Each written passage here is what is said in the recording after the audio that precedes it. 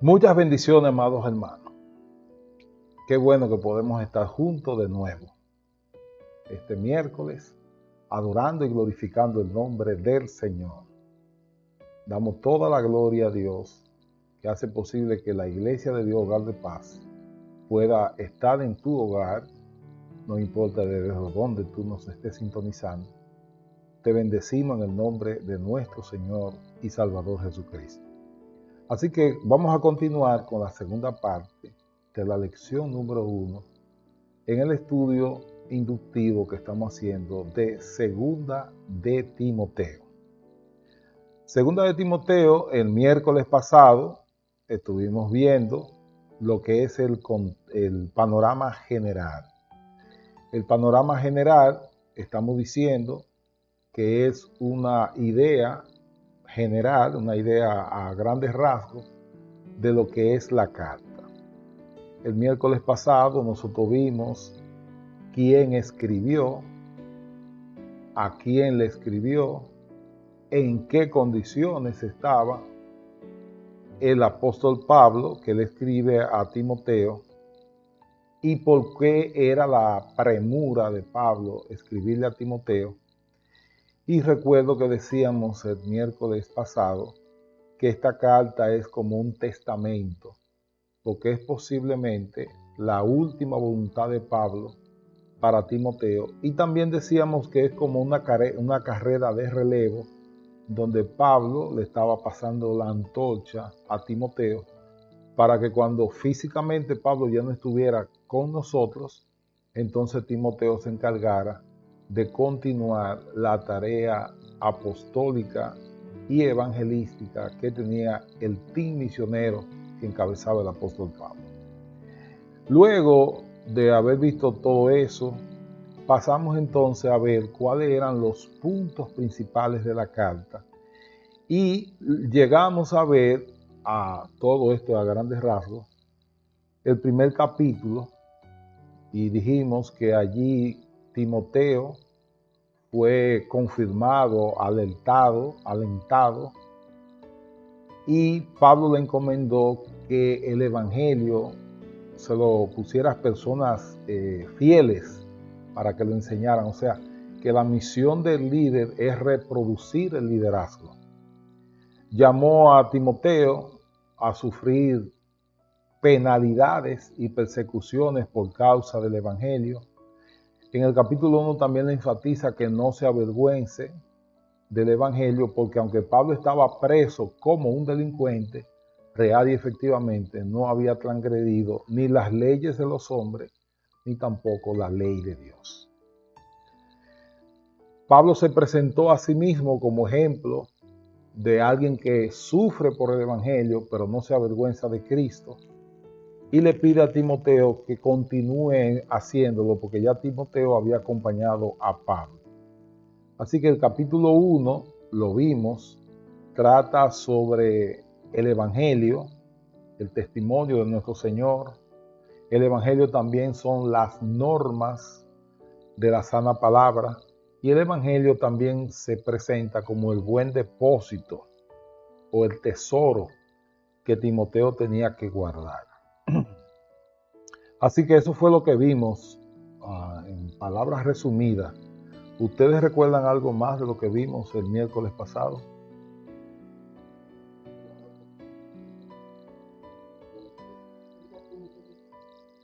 Muy bien.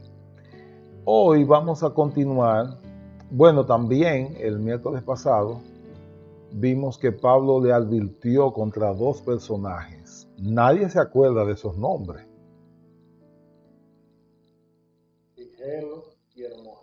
Figelo y Hermógenes. No, pero hay que darle un chocolate a Samuel.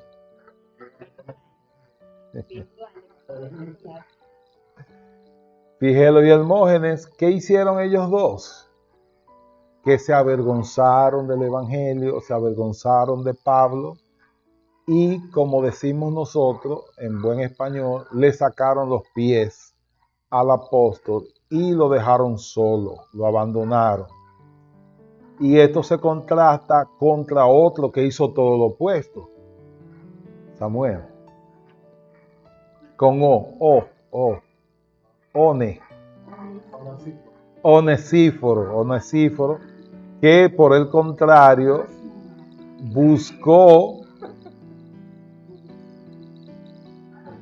aquí está diciendo la pastora que su próximo nieto se va a llamar Onesíforo, y siembra. Dios salve el rey.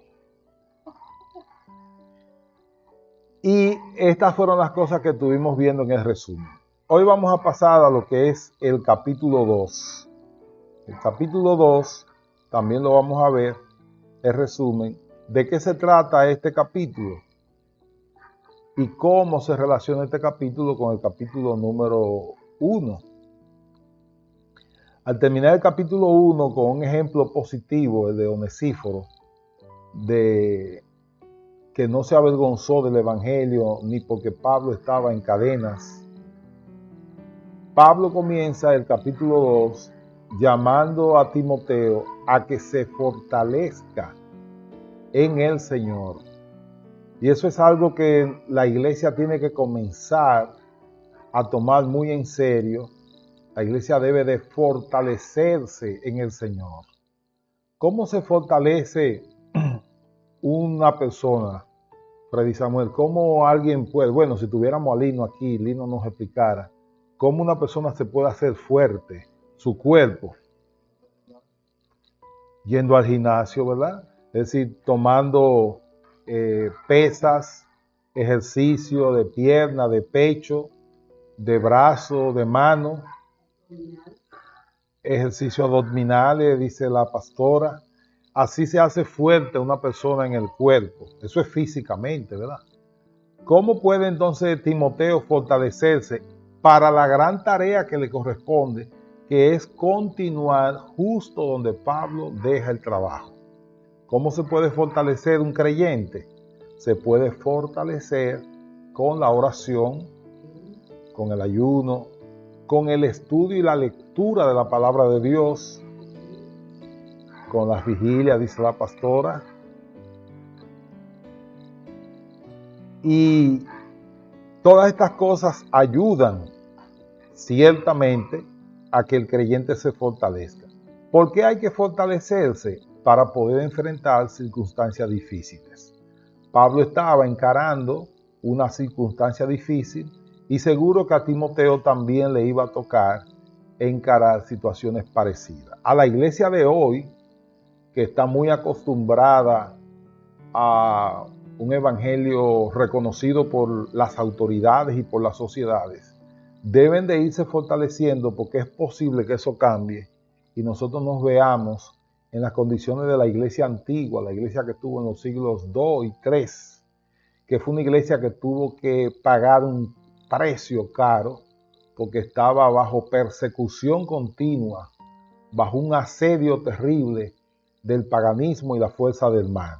La iglesia de hoy lo que tiene que hacer es nutrirse y prepararse para que si nos toca servir a Dios en condiciones adversas, el testimonio nuestro sea inmaculado y nuestra fe no falle, aunque nos boten de los empleos o nos amenacen por predicar un evangelio que es opuesto a los nuevos derechos humanos o al falso evangelio de la ONU y sus secuaces.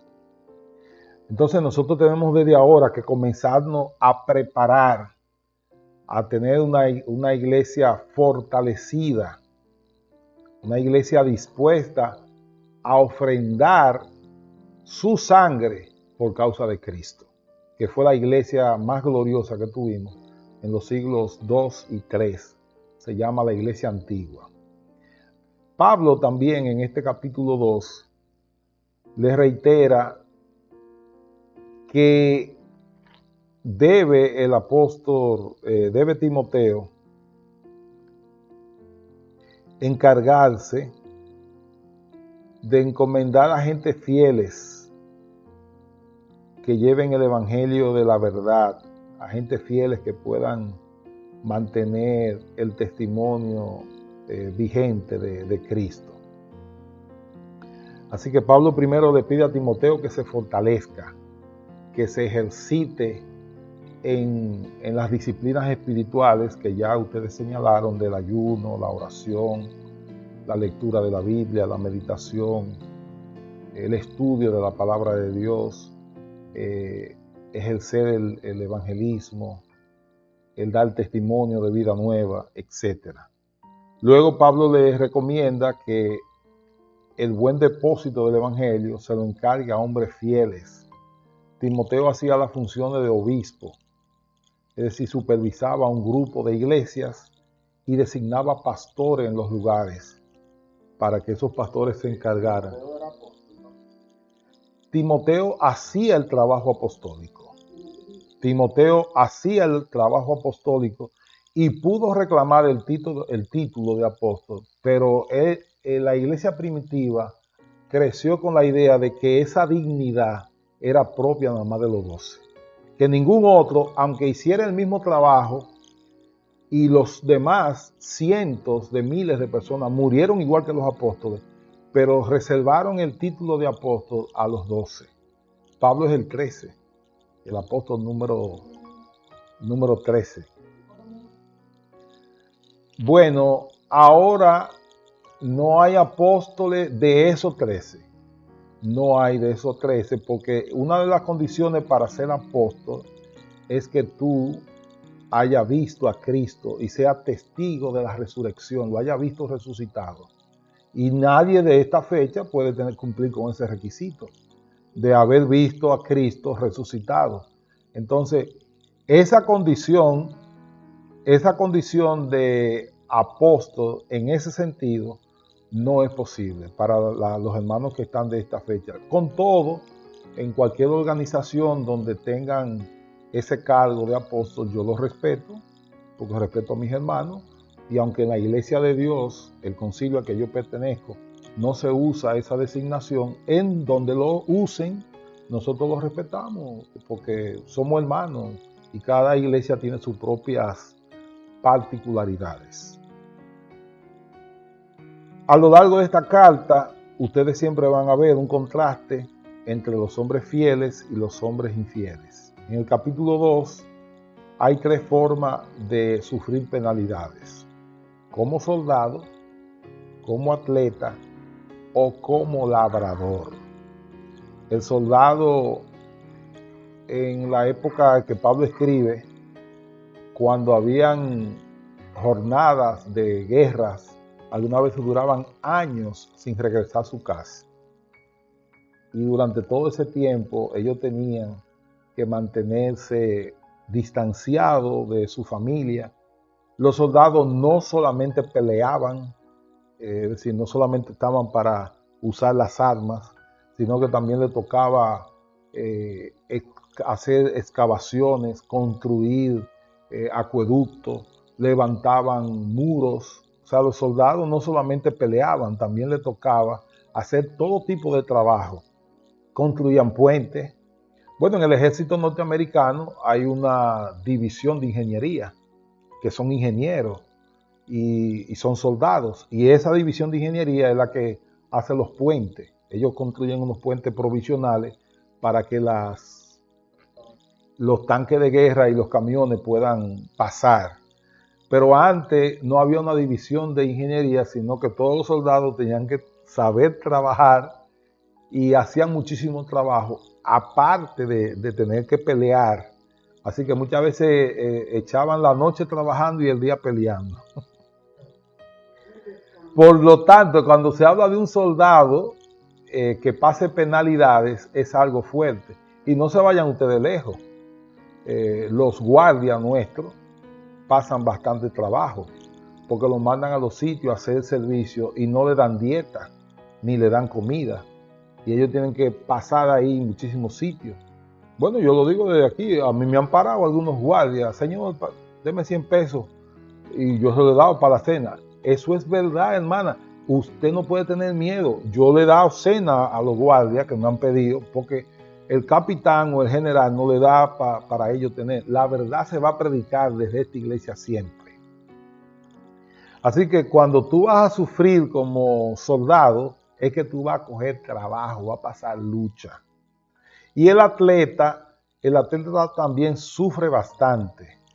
Es alguien que va a tener que estar continuamente haciendo ejercicio. Los atletas tienen que abstenerse de las cosas que les gustan para poderse mantener. Sí, todas esas cosas. Un atleta no puede. Bueno, pasa con incluso las muchachas que trabajan, que van a los concursos de belleza. Tienen que privarse de todo para mantener esa figura, ya usted sabe. Eso es lo que hace un atleta también, que tiene que privarse de cualquier gusto que lo saque de las condiciones óptimas para ellos lograr rendir en su labor.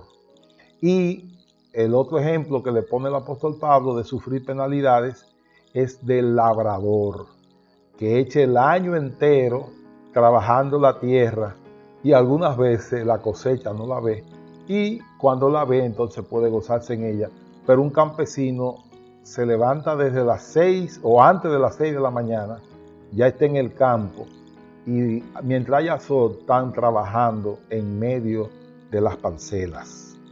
Así que estas son las formas de Pablo ir acondicionando a Timoteo para que sepa que el Evangelio, parte del Evangelio, la otra cara del Evangelio es el sufrimiento. Está la gloria de todo lo que Dios te ofrece, pero también está el sufrimiento de todo lo que hay que padecer por causa de Cristo. ¿Ustedes creen que hoy se están predicando las dos caras del Evangelio? ¿Se predica la gloria y el sufrimiento?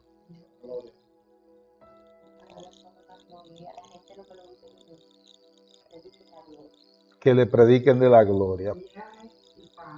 Pero la gloria viene junto con el sufrimiento. El Evangelio tiene dos caras: las promesas de gloria que Dios te da y el sufrimiento que hay que pasar aquí por causa de él. Así que cuando predicamos el Evangelio completo, tenemos que predicar las dos caras del Evangelio: sufrir por Cristo y esperar con gozo el cumplimiento de las promesas del reino. Luego Pablo recomienda a Timoteo que no esté perdiendo tiempo con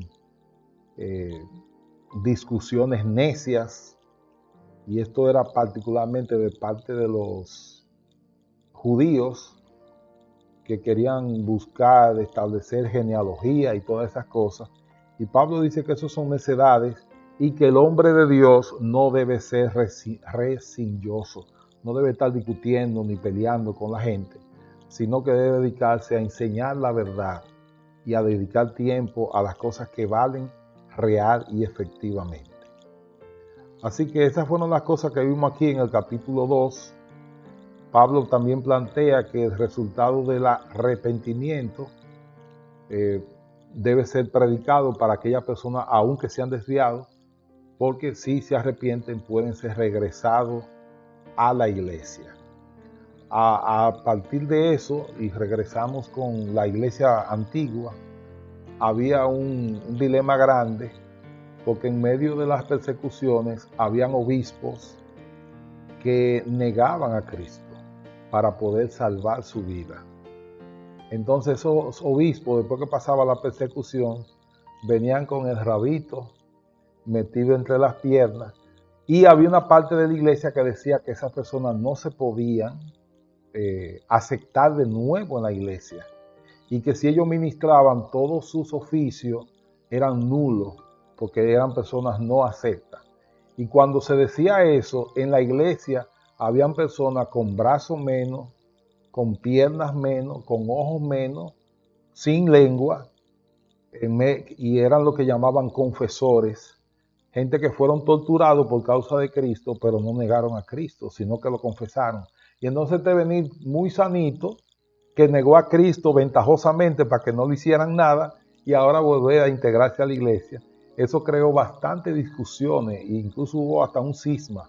Estaban la gente de Donato, los donatistas, que decían que esa gente no podían aceptarse bajo ninguna condición, que tenían que quedarse fuera porque eran impíos que habían negado al Señor. Por eso nosotros tenemos que, todavía, yo no estoy con los donatistas, yo creo que a las personas se les puede dar oportunidad si se arrepienten. Todo el que se arrepienta, se le da la oportunidad de que vuelva de nuevo. Claro que habría que dejarlo no en sus mismas funciones, sino dejarlo ahí hasta que dé fruto digno de arrepentimiento.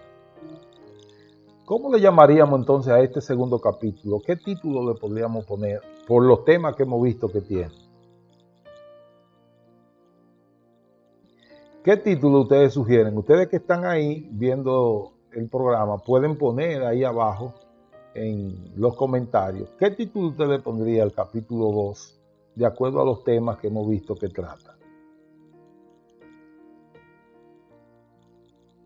Es posible que alguien sugiera que sea Encarga a hombres fieles, ese puede ser el título de este capítulo, o también Sé diligente para manejar la palabra de Dios con precisión. Título que a mí me gusta más porque es lo que realmente se necesita hoy. Que las personas aprendan a manejar la palabra de verdad con precisión. Ahora nos vamos al capítulo 3. Vamos a ver entonces de qué trata el capítulo 3. En el capítulo 2 se trató acerca de el manejo de la palabra de Dios, de encargar a hombres sabios, de que Timoteo se fortaleciera en el Señor. Y ahora, y también al final se habla de que si alguien se ha desviado, pues el arrepentimiento lo puede volver a regresar al camino. Pablo comienza el capítulo 3 diciendo que el arrepentimiento lleva al hombre al conocimiento de la verdad, para que estos hombres escapen del lazo del diablo. Es la palabra. En cambio, hay un contraste en el capítulo 3 con este capítulo, y es que Pablo dice que en los últimos días vendrían tiempos difíciles. ¿Cómo dice allá, pastora, usted que tiene ahí su Biblia abierta? ¿Cómo dice de esos tiempos difíciles? Capítulo 3 de Lucas. ¿Lo puede leer desde ahí? Segunda de Timoteo, perdón.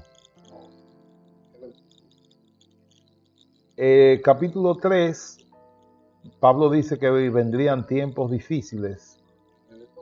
Desde el 1 vamos a leer. Ahora bien, ten en cuenta que en los últimos días vendrán tiempos difíciles. ¿Cómo es que vienen los tiempos? Difíciles. Tiempos difíciles, tiempos peligrosos, traduce la versión Reina Valera. ¿Cuál es el peligro para el creyente de esos tiempos? El peligro es que el creyente pueda ser engañado y pueda caer en doctrina de error. Freddy Samuel. La gente estará llena de egoísmo y avaricia. Serán jactanciosos, arrogantes, blasfemos, desobedientes a los padres, ingratos, impíos, insensibles, implacables, calumniadores, libertinos, despiadados, enemigos de todo lo bueno, traicioneros, irrespetuosos, vanidosos y más amigos del placer que de Dios. Aparentarán ser piadosos, pero su conducta desmentirá el poder de la piedad. Con Bien. esta gente ni te metas. Pablo aconseja a Timoteo que evite, que no se meta, que no se reúna con ese tipo de personas que tienen apariencia de piedad, parecen ser santos, pero realmente no lo son. Tienen... Claro que sí. Claro que sí, que en las iglesias... Claro que sí, que en las iglesias hay personas que aparentan no romper un plato y en sus casas son diablos y diablas. Eso es una realidad.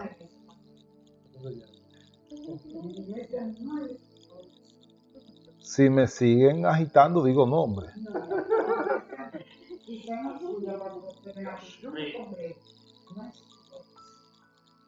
Dice el apóstol Pablo que debemos de evitar, y estas personas sería el perfil de algunos creyentes de los últimos días.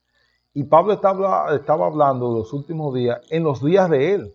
Él entendía que en su época digamos, entre el año 30 al año 70 después de Cristo, Pablo entendía que eran los últimos días. Imagínense para nosotros que estamos en el 2020, si estos son o no son los últimos días. Y fíjense que la característica de estas personas es que se aman a sí mismos. Son egoístas. El niño, los niños, Ruth, tú que estás comenzando a criar, son egoístas. Los niños nada más piensan en sí mismos. Yo siempre pongo el ejemplo de María Elizabeth y Joalfi.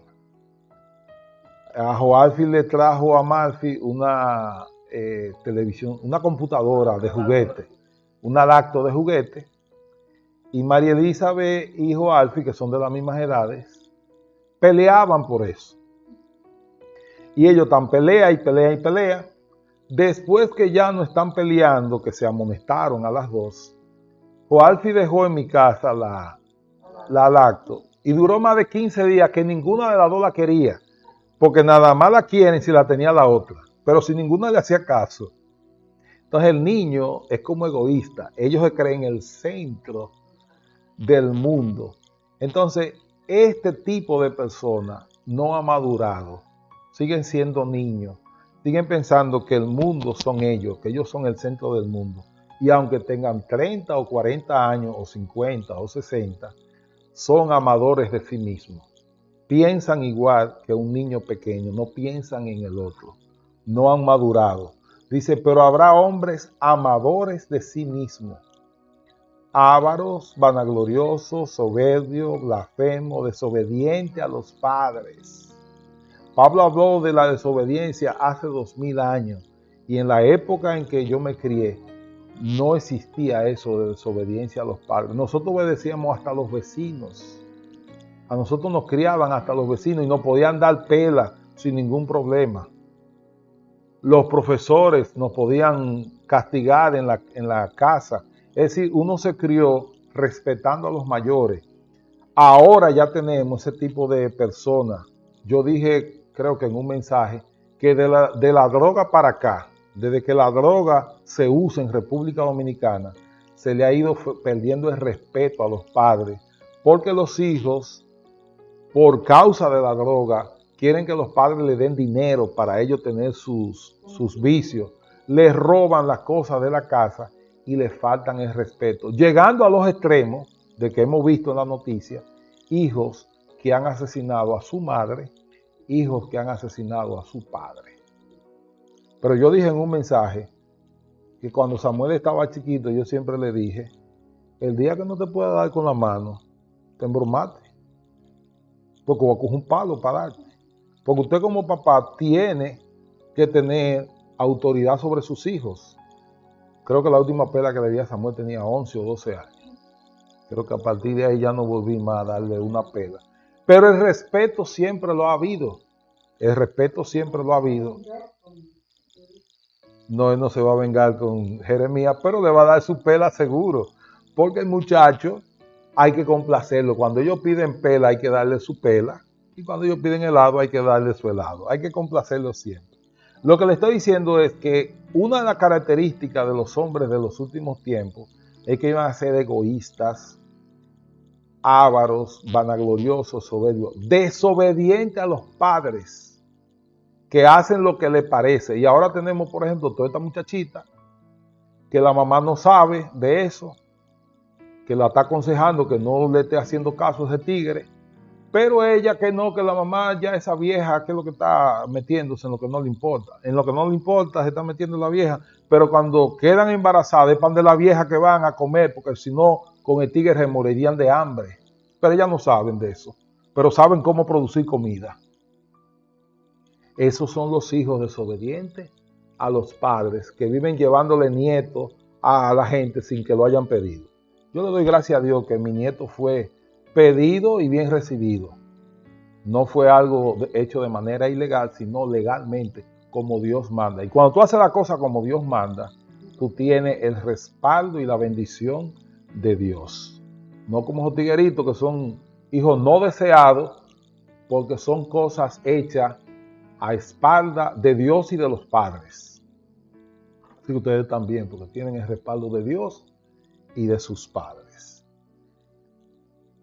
Ingratos, impíos, sin afecto natural, no van a amar a nadie, solamente se aman a sí mismos y al dinero. Implacables, capaces de hacer cualquier cosa, como los atracadores y los asaltadores que tenemos, que son muchachitos que no llegan a 20 años.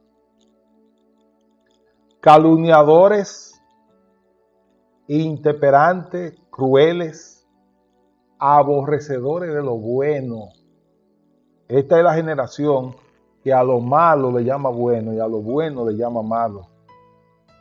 A las personas que tienen valores le dicen anticuado, pasado de moda. Y esta es la generación de, oye el dicho de lo que dicen los jóvenes, mente a nada. Mente a nada, pero tampoco hay nada dentro de esa mente. Usted, mente a nada, pero no tiene nada dentro, no hay nada. Esa generación es la que dice Pablo que va a estar, ¿cuándo? En los últimos días, que serían tiempos difíciles y peligrosos. Precisamente se nos está acabando el tiempo y estamos en el capítulo 3.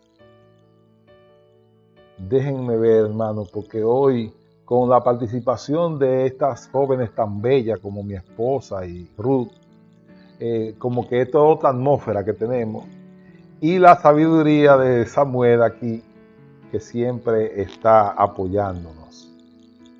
Bien, Samuel también es bello, sí, Samuel es mi hijo. Pablo aquí también habla de la salvación. ¿Y cómo llamaríamos a este capítulo? Donde hay hombres que se oponen al evangelio, donde está el carácter de los hombres malos. Este evangelio, este capítulo podría llamarse Evita a los que se oponen y persiste en las cosas que has aprendido. Yo no sé cómo usted le puso, porque usted puede ponerle su título ahí debajo en los comentarios de este capítulo. Finalmente, para poder terminar el capítulo 4, esto va a ser en 2 segundos, Samuel, 2 minutos. El capítulo 4. Sí, ya yo el 3 lo vi. El 4, un vistazo general, el apóstol Pablo comienza encargándole a Timoteo lo que debe hacer con la palabra de Dios. También, se me quedó del 3, en el 3:16 dice que la palabra de Dios es útil para redarguir, para corregir, para instruir en justicia, a fin de que el hombre de Dios sea perfecto. Es decir, la palabra de Dios es lo que te capacita para ser un obrero aprobado. Tú no puedes ser un pastor o un ministro aprobado si no está capacitado por la palabra de Dios. Así que por mucho que tú ores, tienes que leer la Biblia. Por mucho que tú ayunes, tienes que leer la Biblia. Es la palabra de Dios la que capacita al ministro para ser un obrero aprobado. Si no, lean 2 de Timoteo 3:16. Fíjense que se parece 3:16 a Juan 3:16, pero es 2 de Timoteo. En el capítulo 4, estamos resumiendo, va a haber tiempo en que la gente no va a querer oír la sana doctrina. La gente no va a querer oír hablar del arrepentimiento ni del infierno. La gente va a querer oír hablar el evangelio light de los viajes, de la jipeta, de las llaves de vehículos y de apartamentos y de todas esas cosas que venden los brujos evangélicos. Los brujos evangélicos. Sí. Hay personas que hacen brujería siendo evangélicos y comienzan a ofrecerte, igual que los brujos. ¿Qué hacen los brujos? Ofrecerte lo que ellos no tienen. También, profeta de Bellonera. ¿Qué hacen los brujos? Te ofrecen lo que no tienen. ¿Cómo viene un tipo en un motorcito 70 a ofrecerte a ti una jipeta? Compadre, usted anda en un motorcito 70. Si Dios está dando jipeta, coge tú una primero. Pero no me vengas tú, y algunos te en chancleta. Vienen a ofrecer jipeta. Esto es brujería evangélica. Si usted quiere que Dios lo bendiga, fájese a trabajar. Eso es lo que dice la Biblia, que Dios prospera al que trabaja y lo honra. Usted quiere bendición y prosperidad, fájese a trabajar. Deje de estar oyendo alcahuete, ofreciendo lo que no tiene. No me meta con esa gente. Pablo entonces resume su vida y dice que ya él ha cumplido su ministerio, que ya él está para el sacrificio máximo y alienta a Timoteo. He peleado la buena batalla, he terminado la carrera, me he mantenido en la... Pablo le dice, oye, he hecho lo que he hecho y me he mantenido hasta el final. ¿Y qué me espera? La corona de justicia que el Señor, el juez justo, me otorgará el día. Por haber sido un obrero fiel, un hombre fiel y un obrero aprobado por Dios. Que es lo que Pablo espera, que cuando a Timoteo le toque, también tenga la corona de la vida. Y esa corona de la vida está para todos los creyentes, para ti también, que eres fiel a Dios con los talentos que Dios ha puesto en tus manos, si tú lo usas para su gloria y para su honra. Cumple tu ministerio, predica la palabra y finalmente este capítulo podríamos llamar guarda el tesoro o el buen depósito y encárgalos a hombres fieles. A abuelo de pájaro, esta es una visión general de los principales temas que se tratan en Segunda de Timoteo. Entonces, ¿se acabó el capítulo, los estudios? No. La próxima vez, el próximo miércoles, entonces vamos a entrar al capítulo 1 a estudiar verso por verso. Y vamos a estudiar hasta las comas que hayan ahí. Segunda de Timoteo, capítulo 1, vamos a ir verso por verso. Ahora hicimos un panorama para tener una idea introductoria. Esto es lo que se llama un panorama general. Pueden ir haciendo preguntas del capítulo 1, todas las preguntas que quieran, que la que yo no me sé, la pastora se la va a responder.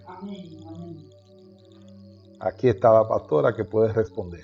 Así que termino entonces animándote a que igual que Pablo, mantenga el depósito que Dios ha puesto en ti, que es el Evangelio, y que pelee fielmente hasta el último día para que te gane la corona de la vida. Dios te bendiga mucho, Dios te guarde. Señor Dios y Padre nuestro, te damos gracias. Señor, mira, gracias te doy por cada uno de los hermanos que desde sus casas están, oh Dios, siguiendo el estudio de tu palabra.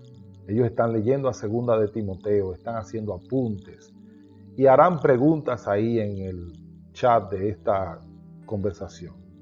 Te pedimos, Padre, que tú los bendigas, que tú le des, oh Dios, la fortaleza espiritual necesaria para que puedan superar cualquier crisis, cualquier dificultad y para que puedan realizar el ministerio que tú has puesto en sus manos. Que ellos puedan ser canales de bendición, Señor, a todos aquellos que están en tinieblas. Que ellos puedan alumbrar el camino, Señor, para que las personas puedan venir a tus pies y conocer tu verdad. Permite, Señor, que todo el tesoro de tu palabra que está en Segunda de Timoteo, tú nos lo reveles, oh Dios, y podamos comunicarlo a los hermanos para que ellos sean enriquecidos con tu palabra. Te lo pido, Señor, de todo corazón.